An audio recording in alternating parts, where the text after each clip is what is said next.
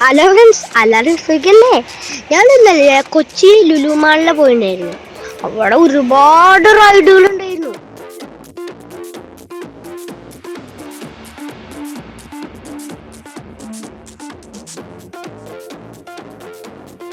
അവിടെ ഒരു rock climbing എന്ന് പറഞ്ഞ റൈഡ് ഉണ്ടായിരുന്നു. സീനായിരുന്നു.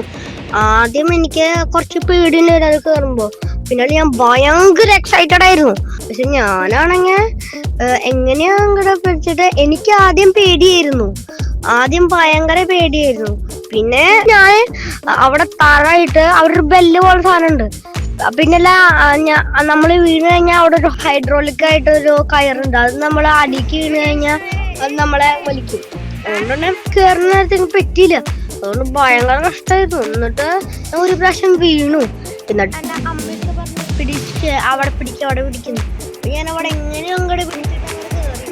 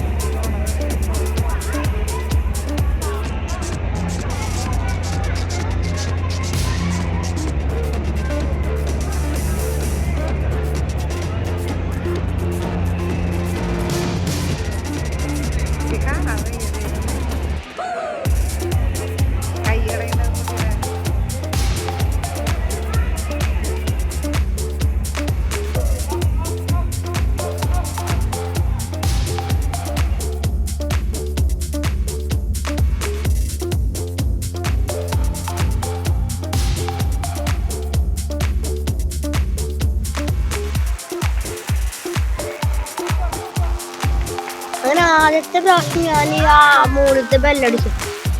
എൻ്റെ അമ്മ പറഞ്ഞു ഇനി വേണ്ട, ഇനി നമുക്ക് പോവാന്ന്. അപ്പോഴാണെങ്കിൽ ഞാൻ രണ്ടും കൽപ്പിച്ചിട്ട് രണ്ടാമത്തെ പ്രാവശ്യം കയറി. അപ്പൊക്കെ അവിടെ പിടിക്ക് ഇവിടെ പഠിക്ക്, വേഗം കയറ് എന്റെ ചേച്ചി അങ്ങനെ പറയണ്ടായിരുന്നു.